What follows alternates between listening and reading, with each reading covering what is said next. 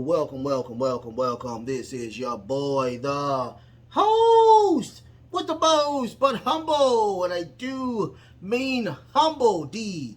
Nostradamus, aka Derek, and I'm here, of course, on a Tuesday to give you the hungry, happy, healthy people here at WrestleCram, of course, the first podcast of the week or whatnot. Yay! How about that? How about that, you guys? Thank you so much. If you're watching it today, you're watching it tomorrow, you're watching it next week, I truly do thank you from the bottom of my heart to the depths of my loins. I truly do thank you guys. Without you guys, it truly wouldn't be me. I'm humbled eyes every single time that I am doing this for you guys. Thank you so much for allowing me to do this. Thank you. So, first and foremost, do not forget. I have a ton of questions already there. If you want to go ahead and get your questions in, go and get your questions in. I do not mind getting those questions in. They are very fun. We got a very interesting sleuth of questions that's going around. Very fun entertainment. I do not mind doing that. Ask Wrestle Cram will be, of course, on Friday. You have until Wednesday to get those questions in, okay? Do not forget. Also, don't forget, you guys, I do have a Facebook group page. It is WrestleCram Super Club. WrestleCram Super Club. Do not forget about that. It is for everybody to watch, consume, have a great time there as well. Hopefully, eventually, I will be doing the premium live events and the AEW shows hopefully on Facebook and on, of course, YouTube as well. That's in the distant future, though. Okay, your boy will try his hardest to get those taken care of as well. Also Thursday, you will be getting my predictions for Backlash. Don't forget, Thursday you will get the Backlash predictions. Saturday is Backlash. At the end of Backlash, you will get the my review of Backlash. So I didn't know that. I thought it was on Sunday, but apparently it's not on Sunday. So we will have the Backlash review at the end of that as well. Today's show is going to be about, of course, Vince McMahon pitching, or the creative looking at Vince McMahon like, what the hell is going on with you? We'll see what's going on with that situation. Also, we do have a scrapped plan from New Japan, something that AEW and New Japan was going to collab with, but that fell apart due to something that was going on. We'll talk about that as well. Also, we will talk about the draft, of course, with the WWE Monday Night Raw. And my 2 cents, I'm going to go a little bit deeper into the draft and my personal opinion of the draft. Don't forget, like, share, and subscribe, you guys. Like, share, and subscribe. Let's get going. Let's get it cracking like a ding dong. The WWE creative are very they're like, what's going on with, of course, the Vince McMahon pitch for Roman Reigns. This is from WrestleTalk.com. WrestleTalk.com. Do not forget to go subscribe to WrestleTalk. I love WrestleTalk. This is an update on an emerging creative pictures for, of course, Roman Reigns' next WWE Undisputed Champion contender or challenger. Following Reigns retaining his gold over Cody Rhodes at WrestleMania 39, rumors begin to swirl about the next contender to face the Tribal Chief. Speculations has kicked up a gear following the WWE draft. Now we know Reigns is a SmackDown exclusive star. Per WrestleVotes, Vince McMahon has made a few pitches for Reigns' next title feud. Nothing that some of Vince McMahon ideas have been scoffed at by what WrestleVotes has noted or whatnot. And this is through WrestleTalk. And this is the quote by WrestleTalk, I was told that Vince McMahon has pitched several ideas for Roman Reigns' next challenger. For a few of them were kind of scoffed at. He didn't make any sense. So apparently the people were like, We don't know what the hell is going on with this situation. Vince McMahon currently serves as the WWE executive chairman, while he doesn't technically have the creative power. WWE CEO, of course, Nick Khan, previously stated that Vince McMahon has creative ideas. He wants to communicate. He can speak with the chief content chief content officer. Try saying that 5 times fast. Triple H. Here's the thing. I would love to be a fly on the wall when it comes to Vince McMahon going into the ring, going into the creative's office, and just pitching those situations and seeing what would happen. Now, I myself said the first contender should be Shinsuke Nakamura, but that was before the draft. Now I have an even better situation for Shinsuke Nakamura with this being drafted to, of course, Monday Night Raw. But I will say this, hands down, I will say this: Vince McMahon is a 70-plus-year-old man who forgot sometimes that he put a match on last week. So when he was in creative, it was really not the best. Now, once again, I'm not going to crap on Vince McMahon that much, because without him, we wouldn't have had a lot of the great rivalries that we have. So you can't be mad at him that much. But once again, when you get older, your brain tends to kind of turn into mush or whatnot. No disrespect to him, because he still looks awesome. But once again, you have a new generation. You have a new group of people. You have people that are there that are paid to do that. And with my 2 cents, even me being just a regular fan of the wrestling organization, of all of them, I guarantee that I can probably do a better storyline than what Vince is pitching. No disrespect. But it is what it is. Hopefully we, just like I said, I would love to hear some of the stories that Vince McMahon pitched to to the creative staff or whatnot. Once again, he is over the WWE. He is the chief operating officer. He is the guy who is the guy you go to. So if he wants, he'll pull a Jerry Jones on you. If he wants something done, he's gonna get it done, regardless of the situation. But it is what it is. We'll see. We'll see what the situation gives out or details with that. But now since the draft is done, I would love to see one of the NXT people that just went to the WWE or to SmackDown, get their piece of what I would think that would be pretty cool. But I digress.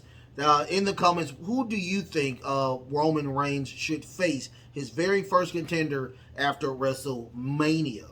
After that, now we have the WWE star scrapped, New Japan plans revealed. Now, this is something that I was reading on, because there's not a lot of news going on, but this was very interesting. I just wanted to talk about it a little bit. A really huge name in New Japan has revealed plans that could have been a top WWE star going to New Japan for a brief run in matches. New Japan Rocky Romano appeared on the Comedy Store Wrestling podcast and discussed conversations with the WWE and Finn Balor. Finn had a very well-rounded run in New Japan Pro Wrestling from 2006 to 2014, when he left the company to join the WWE. His time wrestling as Prince Dever, he was, of course, the IWGP Junior Heavyweight Champion, 6-time IWGP Junior Heavyweight Tag Team Champion as well, and winning the best of the junior division winning the best of the junior division 2 times. That's 2010 and 2013. He maintains a good relationship with Rocky Romano and New Japan, who discussed the plans to to briefly begin Balor to bring him back, to New Japan just a little bit. Now we do have quotes with Rocky talking about the situation, and it says as followed. I've had a couple. I have a couple of. I hate doing the quotes. I've had a couple fun conversations with him, of course, Finn Balor, over the last couple of years, like kind of fantasy booking, and I'm going to talk to Triple H and see if there's a opportunity here for me to come back. It continues and say that this was years ago, but yeah, just to come back to do a couple of matches and just kind of reheat himself up before going back to the WWE. That was his quote. Although it's not clear when this time period would have been, Balor had been a regular fixture on WWE television. He did suffer, of course, a shoulder injury. That was with that match for the new, or at the time, the new Universal title in August 2016 that would sideline him for a whole year. He would also have been absent from WWE television for 2 months after SummerSlam in August of 2019, returning to WWE NXT in October of that year. That's when he had that run as the champion there. Of course, his final NXT would be on May 2021, when he would once again take a short hiatus from the WWE television, or from returning to SmackDown in July of that year. That was last year, when he was really a jobber on SmackDown, which was a waste of space with that situation. But what if that did happen, that Finn Balor did go to New Japan to, do just a couple of matches over there as Prince Devitt? It would have been very interesting. I would have enjoyed that. We did see, of course, one of the WWE stars was still under contract. Of course, that was Anderson. That was with that's the Good Brothers, was still under contract with New Japan, being the never openweight champion there, and he still was doing his thing there. I thought that was very interesting that WWE allowed that to happen, but he was still under contract. Finn Balor's not under contract when it comes to to the New Japan, so that would have been a entirely different scenario that I would have loved to see. But also, it digs a little deeper into, when was this supposed to happen? Because once again, we have a lot of situations where Finn Balor was injured, especially the time when I was just talking about with him and Seth Rollins with the buckle bum, and him separating his shoulder, being out for about a year.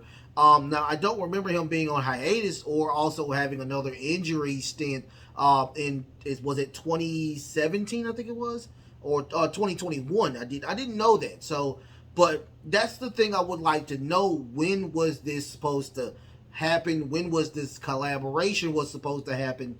Because now, unfortunately, New Japan is not even in any type of collaboration, due to the fact that they are now, cozied up with AEW. That would have been very interesting to see if we did get some type of collaboration, even if it was something like that with New Japan and the WWE. Fantasy booking engaged. I was like, wow. But in the comments, what do you think? What do you think? When do you think this happened or whatnot? So first of all, let's talk about WWE Raw. I'm doing this show today, on Tuesday. Me watching the show, of course, on Tuesday. I had a very, very long work shift this go around. When I tell you, I think I worked 6 to 7 days straight. I was just exhausted when I got home. I got me some Taco Bell and I went to sleep. I was tired, but I got up because I was actually off today. I consumed the Raw and all of his glory. Thank goodness to DVR because I fast forwarded, knocked it out in about 2 hours. Very interesting. Of course, we have the show itself was very interesting. I liked. Well, we'll talk about it with this segment with Cody Rhodes and Brock Lesnar, which was very fun. I do. We didn't get a Omos and Seth Rollins get together this go around. They have a match going on Backlash. You would have thought that they would have had something, collaborating with that. But once again, it is what it is. So, but let's get into it. Of course, we had a recap of the SmackDown draft. I do have that on. Matter of fact, I have. If you just want to see the draft, that's the ending part of what I talked about on my tag in yesterday. If you want to watch that, don't forget to go watch that. If you want to see the recap, what I think about the the SmackDown draft. But we get Triple H. Triple H comes out, and he also he shows, of course, the world title again with that situation. But we get, of course, the draft itself. The first round will be, of course, Rhea Ripley from Raw. She's staying in Raw. SmackDown will be Austin Theory. The United States Champion will be on the blue brand now. Of course, Becky Lynch was chosen for Raw. So that means Seth freaking Rollins is going to be on Raw as well. They tend to try to keep the married couples or the couples in a hold together. After that, we have, of course, SmackDown getting Charlotte Flair. So after that, we get Paul Heyman. Paul Heyman comes out. He talks a lot this go around, and he's just saying that, of course, what he talks about, of course, Seth Rollins bumping his gums about that he did not, which he technically did not. He did not beat Roman. Roman did not beat Seth Rollins. He calls him a clown and all of this situation. He also talks about the Usos, and they will have a private conversation with the Usos and what happened with that situation. Also, he says he is very happy to be getting out of Texas. And the next Friday, we will see the Tribal Chief. He discusses about, of course, the Tribal Chief taking the new world title, and having 3 belts under his name as well. But he says, of course, he cannot get that title because he is exclusive to SmackDown. But once again, he talks about Seth. He calls him a clown. He calls him a disgrace. He calls him everything in the book. And eventually, he does come out. Seth Rollins comes out. He tells Paul Heyman this has to be some type of Christmas because Roman Reigns was drafted to SmackDown. And he says also that now, since he has been drafted to SmackDown, that he cannot run anymore. There's no running anymore from Seth Rollins. And he says that, of course, he will put he can put all his energy on trying to not make the bloodline disappear. He also says that he's going to win the world title, the new world championship. And Paul Heyman gets a ring on gets a call from his cell phone. He gets on the phone, and Roman Reigns said that you are truly pissing him off. So out comes he does threaten Paul Heyman with a curve stomp. Out comes Solo Sikoa, and now they have pulled some strings where Solo Sikoa will face Seth Rollins in the main event for tonight. After that, we get Cody Rhodes. Cody Rhodes is coming in with another great suit. And Adam Pearce says, well, you're here, and you do know that your boy Brock Lesnar is here as well. Let's try to keep it nice and cozy. And Cody looks at he looks at Adam Pearce and starts readjusting his tie, getting into some type of readiness for Brock Lesnar. After that, we get Dakota Kai and Becky Bailey versus Liv Morgan and Raquel Rodriguez. It was a very fun match. I enjoyed this match a lot. We get a an attempt that Braun Strowman and Ricochet does, where Liv gets on the shoulders of Raquel, but Bayley grabs the legs, intercepting that situation. But at the end of this match, we do see that where Bayley tags in Dakota Kai, but Liv doesn't see it. We get that oblivion on to Dakota Kai. She thinks that she's won, but we get Bayley rolling her up for them to win the match. Now, this was not a title match, but they are on SmackDown, so they should be the number one contenders for those titles now. I thought it was a very interesting match. I enjoyed the match time 12. After that, we get Brock Lesnar. He gets intercepted by Adam Pearce, saying that, of course, this is the draft. Please try to be good. And Brock looks at him and says, good luck with that, and walks away. After that, we get the video package of course, Brock Lesnar and Cody Rhodes before Backlash. So, the next presenters are Queen Sharmell and her husband Booker T. The second round of Night 2, Raw has chosen Kevin Owens and Sami Zayn. SmackDown chose the Usos. Raw chose Judgment Day. That's all three members of the Judgment Day. That's the male part. And SmackDown chose LWO with your boy Rey Mysterio. After that, we get a Braun Strowman versus Ricochet. Braun Strowman and Ricochet versus Alpha Academy.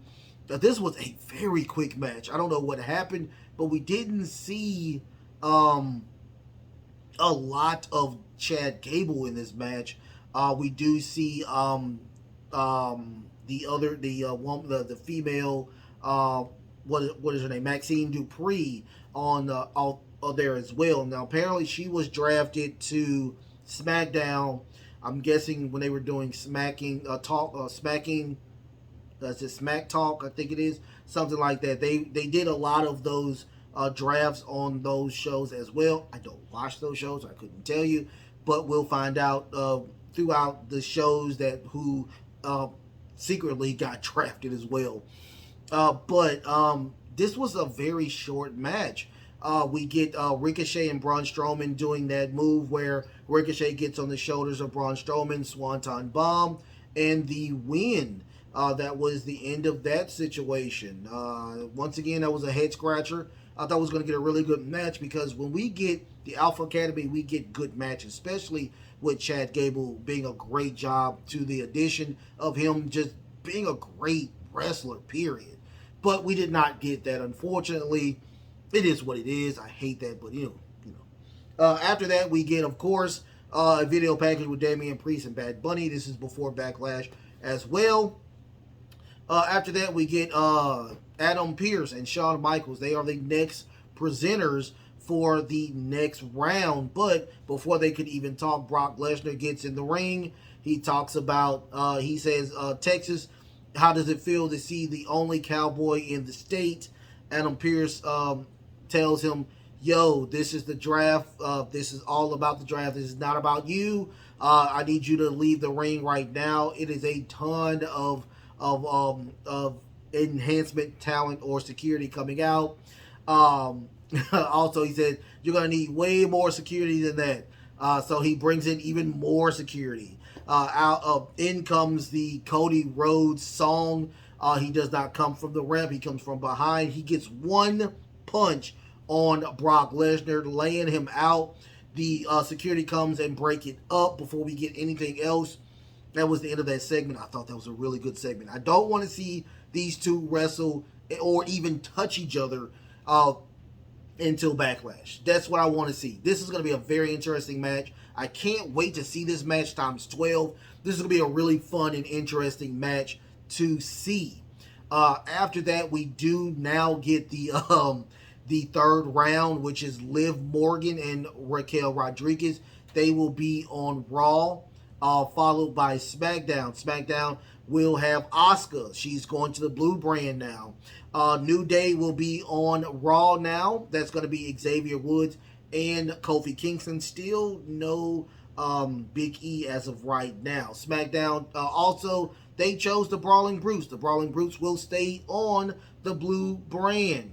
After that, we get Sami Zayn and Kevin Owens and Matt Riddle. They are behind the stage right there talking about. Well, Riddle is very happy due to the fact that all of them have been now on Raw, so they can all hang out, have a good time. And Kevin Owens is he's truly annoyed by this. He's like, all the time, like all the time. So he will face, of course, Jimmy today, Jimmy Uso today. So it's Matt Riddle versus Jimmy Uso. Before the match even starts, Jay attacks Riddle, evening the numbers a little bit. But Kevin Owens gets into Jay's face. We get a really huge noise with a chair. Kevin just falls down. Sammy throws the chair at your boy Jay, and the ref sees it and ejects Jay instantly. So that was the end of that. When I saw that, I knew that Jimmy wasn't gonna win. Jimmy tried his hardest with numerous super kicks that did not work. Jimmy took the padding off of the top turnbuckle. Kevin grabs the face, hitting him on the exposed. My apologies. The exposed turnbuckle for what was that? Remember, just a moment. Let me get some water.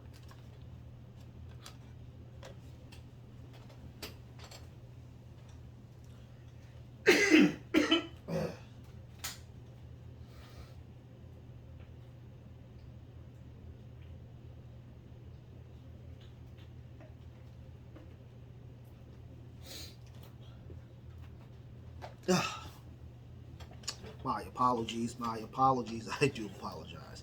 I do need to be hydrated before I do these shows. They're very long. So anyway, Jimmy gets his face full of turnbuckle, and we get a floating bro for of course, Matt Riddle to win the match.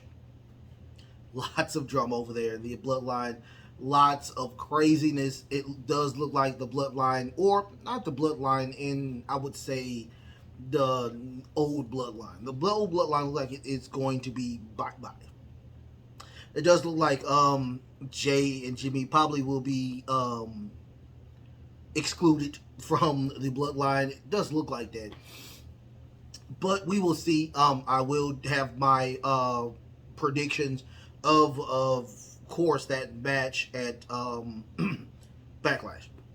So after that, of course, we have the Io Sky package. Her, of all of her accomplishments, doing a great job, of course, in NXT, and winning, of course, the title, the tag titles on was it Raw? Yeah, I think they won them on Raw, matter of fact.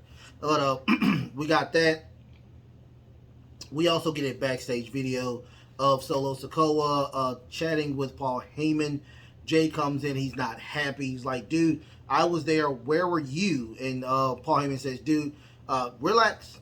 The tribal chief did say that he does not need to be out there. He needs to focus on the assignment, which is him facing Seth freaking Rollins. The other presenters now are Eric Bischoff and Rob Van Dam. Hopefully he turns that he shows that he turns the card around finally. So the round 4 Raw is Trish Stratus, and the Blue Brand gets Karrion Kross. Raw gets Shayna Baszler and Ronda Rousey. They are back on the Raw brand. And SmackDown is LA Knight. Yeah. So LA Knight is on SmackDown. We get a Miz TV situation with his guest is Shinsuke Nakamura. I thought this was a very interesting segment where your boy Shinsuke Nakamura the Miz is trying to collaborate with Shinsuke Nakamura, and the goal is for him to win, of course, the Miz to win the world title, and for Shinsuke to be his number two, or lack thereof, of course, his lackey. So he says that no, I'm good with that, but he does say that he is a man with tiny balls. The Miz gets mad and tries to attack him, but we get a Kinshasa and knocking out the Miz. So it looks like we might have that little scenario with Shinsuke first. Apparently, a lot of people get the Miz first or Dolph Ziggler first. It's usually those two, but after that we get, of course, Omos beating Anthony. Is it Atlas? Atlantis. I'm sorry, Atlantis. Very quick match. Very quick match. Double choke slam. Omos wins. Now, with this, now they are saying that Omos is now he has the same thing that Brock Lesnar has, which he's a free agent. He can go on both brands whenever he feels like it. After that, we get another video package with Triple H, of course, talking about the world title. I want to see more about this. I want to see what this tournament details. They will have a champion at Night of Champions. Apparently, that will probably be the main event to crown the inaugural world champion. The next presenters are Molly Holly and the Road Dogg Jesse James. This is round 5. Raw has chose Braun Strowman and Ricochet. If you do not know, Braun Strowman and Raquel Rodriguez are an item. So, of course, if Raquel Rodriguez was going to Raw, Braun Strowman was going to go to Raw as well. SmackDown chose Shotzi, and the Red Brand chose Bronson Reed. Love Bronson Reed. I love everything about Bronson Reed. Hopefully we get the Authors of Pain. After that, we get SmackDown SmackDown chooses Pretty Deadly. I love me some Pretty Deadly. I love Pretty Deadly to death. So after that, we do get the Judgment Day. They come out with a promo where Ripley says that she's going to turn Selena Vega into a pretzel. Finn Balor says Bad Bunny is going to be destroyed and his fluff will be everywhere. And after that, Damian Priest gets on the mic. He he speaks in Espanol, and he goes back into English, saying that he is going to destroy Bad Bunny. Dominic Mysterio gets on the mic, and when I tell you that he is one of the biggest names, one of the biggest things out there. I love when he gets on the mic because everybody is booing him like you suck and everything. So he's trying, and I mean the boos are just huge. It is so good. It's so good. It's not go home heat. It's just he has great heel heat. But he does say that he can't wait until, of course, Backlash, until Mommy and, of course, Damian Priest destroys both of their opponents. But today they are going to destroy, of course, LWO, which they did. It was a quick match. It wasn't a quick match. It was, let me tell you, it was a good match. But Finn Balor did intercept the 619 for Damian Priest to do the South of Heaven on Rey Mysterio for him to win. They are jobbing Rey Mysterio out every single time he comes out. He is losing most of his matches. It's just getting to a point that's like head scratcher alert, But, it is what it is. After that, we get, of course, Gunther. We get a video package with him and Imperium. We get, of course, after that, Cody Rhodes. He's backstage. He's saying that, yes, Brock Lesnar has been in my head since the day after WrestleMania, him attacking me. But he says that Brock doesn't have to win. Cody says that he truly has the win. And the reason why he needs to win is because he does not need to be in the back of the line. He needs to finish the story. That's going to be 1 year of him saying, I need to finish the story. I would like to see what happens with this situation. Him, of course, being on Raw will help that. Him, of course, winning. Now, since we have 2 titles again, Cody does not have to repeat, of course, the Royal Rumble, winning the Royal Rumble. There should be another way for him to get that title shot with Roman Reigns. After that, we get Bianca Belair. She has an interview. She's saying that she's happy, she's okay, but she doesn't really care about which brand she's on. She's still going to bring it. She's going to bring everything she has. And Io Sky, of course, is going to lose. And of course, oh my goodness.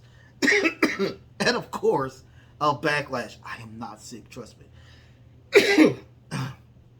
Okay, so did I do any coughing last go round? I don't think I did any coughing. I don't think I did any coughing on the tag in, but I digress. It's really hot in here too. I don't know why. I got the heat on. But anyway. So Damage Control gets on they get in as well. They're saying which is, it was corny, but it was so good. She said that we're going to send you to the blue brand, of course, blue, because Io Sky is going to win that title. And, of course, Bayley, and since they have that win, they would win the tag titles. After that, Io Sky starts speaking. I don't think she does. She knows a lot of English, so she was speaking in Japanese, and Dakota Kai was going to translate for her. But Bianca says, you know what? Don't worry about it. I think I understand what she was saying. After that, we get the final round, which is JBL and Teddy Long. Am I missing a round? I think I'm missing a round. I think I'm missing a round. Am I missing a round? I am missing a round. No, I'm not missing a round. Okay, so I'm not missing a round. So, after that, we get, of course, the sixth and final round, which is Raw. Alpha Academy chooses Raw. SmackDown, they choose, is it Dogs? That dude that was with Shinsuke Nakamura, or whatnot, the guitar guy. Rick's Booze. Yeah, Rick's Booze is on SmackDown. I really could care less about that. Raw chooses, of course, Chase and Carter. Which were the Raw, they was the the NXT Women Champions. They were really good. I enjoyed those two women as well, so that's gonna be very interesting. And the final person in the entire draft or televised draft will be, of course, Cameron Grimes. He is going to SmackDown. Very interesting with that choice. I can't wait to see that. After that, we get, of course, the Solo Sikoa and Seth freaking Rollins match. It was a very fun match. I would have loved to see an ending to this match. Seth, continuously suicide dive. 3 suicide dives onto Solo Sikoa. Very fun match. I would say a lot of offense on Seth freaking Rollins. And also they were singing the song, and it was kind of getting to Solo Sikoa as well. But at the end, we did get the Usos attacking Seth Rollins. But we do get an interception with, of course, the tag champions with Sami Zayn and Kevin Owens. And, of course, Matt Riddle attacking. All hell just broke loose. And we fade to black. Thought it was a very interesting show. I thought it was really fun. Once again, the 3 hours is just too long. I'm going to keep talking about it. It's incredibly too long. It's entirely too long, but I understand what they're doing. But sometimes it's just, when I get off, if I have to go to work on Monday and I get off, it's like, oh my God, I got to do 3 hours of this show. Even if it's good, it's just 3 hours. 3 hours of your life you can't get back. But it was a very fun show. But this is the go home show. So we will see what happens with that match. I will tell y'all on Thursday about my predictions of what I'm still promoting that. But let's get on to, of course, my random thoughts. And it is all about the draft on Raw. First round, of course, is Rhea Ripley. Great pick. I knew that Judgment Day was going to follow. Of course, Bianca Belair is going to SmackDown. So it is what it is. We knew that was going to happen. After that, SmackDown chose Austin Theory. When you hear this, that truly sounds now that Austin Theory is probably going to retain its title. Either that or Bobby Lashley, because Bobby Lashley is on SmackDown as well. Once again, Raw has chose Seth freaking Rollins. Seth Rollins and Becky Lynch are married, so of course he was going to stay, and he's going to be that person chasing that world title. So we'll see what happens with that. SmackDown shows Charlotte Flair. Charlotte is not even on. She's not really doing a lot because I think she's doing like a strong woman competition, and I guess she's on some type of honeymoon with her husband, Andrade. I may be wrong, but I know she's doing a strong man type of thing, or strong woman thing or whatnot. Round two, of course, Raw chose Kevin Owens and Sami Zayn. They hold both belts. Why are they not on the free agent type of thing? They hold both blue and red belts. That's not making any sense. So since they hold both belts, why did Raw choose them? And how will SmackDown get a title shot? Doesn't make any sense to me. But I digress. That doesn't make any sense to me. I'm really lost behind that. SmackDown chose the Usos. You know what? With that pick, I would have not had the Usos at all. I would have waited to see what happens with on Backlash if they did win, embracing them back into the fold. And if they didn't, they'll be sent to Raw. That would have been a very fun storyline with that situation. Of course, Raw chose Judgment Day. Smart move. I wouldn't have put them. It's too many. It's a lot of factions on SmackDown, so we do need some more factions. I think it's only 2 factions left on Raw, which is Imperium and now Judgment Day. So that's a good move for them.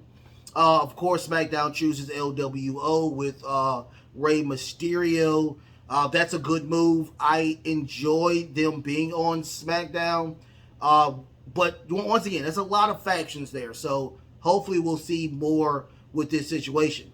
After that, we get round 3. Raw chooses Liv Morgan and Raquel Rodriguez. Once again, they're only one set of tag team champions. Why are they being chosen to be on Raw when you have other tag teams on SmackDown? Not making any sense. You got to make it make sense, and it's not making any sense with that pick. SmackDown has chosen Asuka. Asuka does need a new area to be in, and with that, hopefully Damage Control does break up so Io Sky and Asuka can get together. That's what it looks like. They're going to get together. After that, we get Raw choosing New Day. Once again, this is just Xavier Woods and Kofi Kingston. I like that situation as well. Get them on some type of new brand, refreshing the character of New Day and the two of them as well. Still waiting on what Big E is going to do. SmackDown, they chose the Brawling Brutes. I did not like this pick. They should have went to Raw. I think that in order for Sheamus to get his Grand Slam,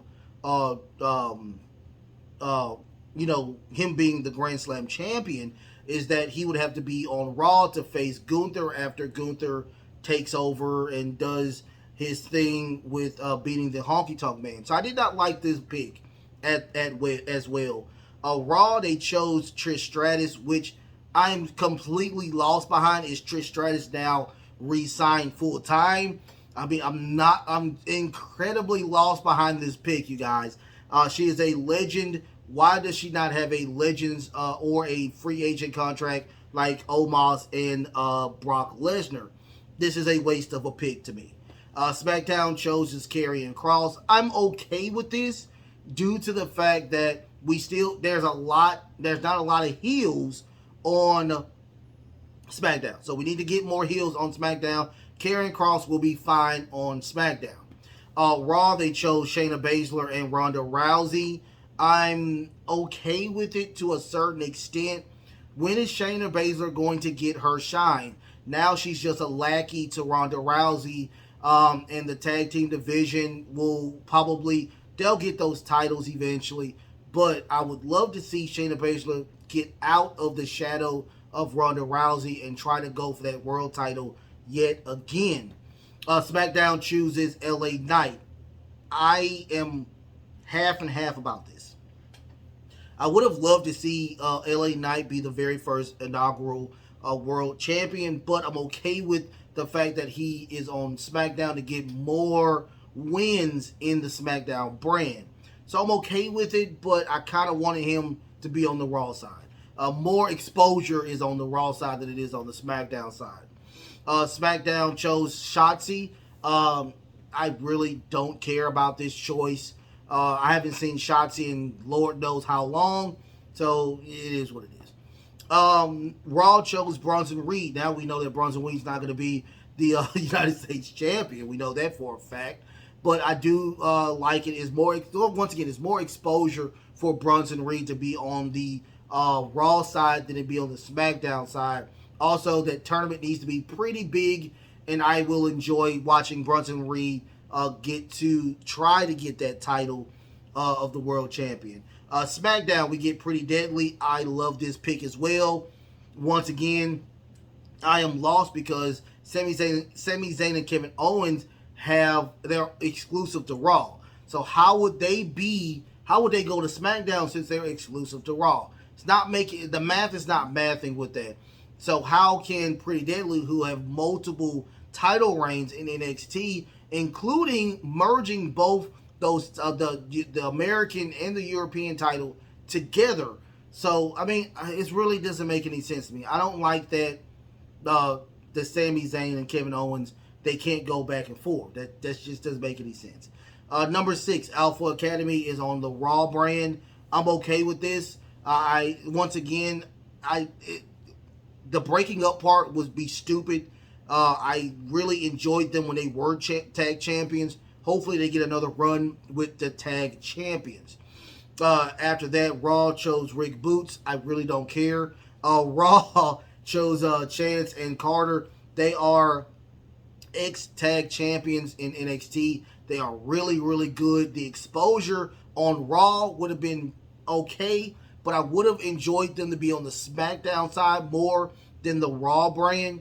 It gives you a little bit more up because it's only 2 hours. It gives you more, hey, I'm here, let's make a scene. So I would have enjoyed that more if they was on the SmackDown side. But it's okay. Raw is 3 hours, so hopefully we'll get some type of love with this.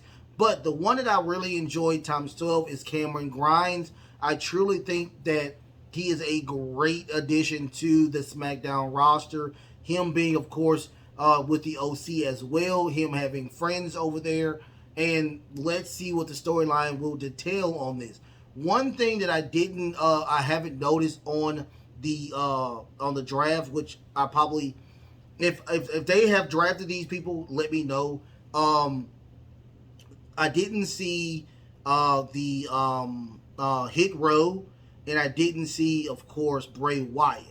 Those two were not on there. Also, I was hearing that I thought I heard that Randy Orton was coming back. Apparently, that's not gonna. He's still injured with the back problem. But we will see what happens with that. That is my 2 cents on all of the drafts on the Raw side.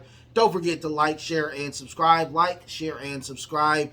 Don't forget, what do you think about Vince McMahon and his woes with creative? Also, Finn Balor being signed to WWE and going to New Japan for a couple matches. How would you think you would have took that? Also, what do you think about Raw? And what do you think about the draft as well? Don't forget, like, share, and subscribe. Like, share, and subscribe. You have until Wednesday, you guys, to get your questions in for Ask Wrestle Cram. Don't forget, Thursday, you will get my predictions for Backlash. Also, you will get a single show on Backlash on Saturday. Don't forget as well, I know I got a lot of stuff. My Facebook group page, go have fun over there. I post on there all the time.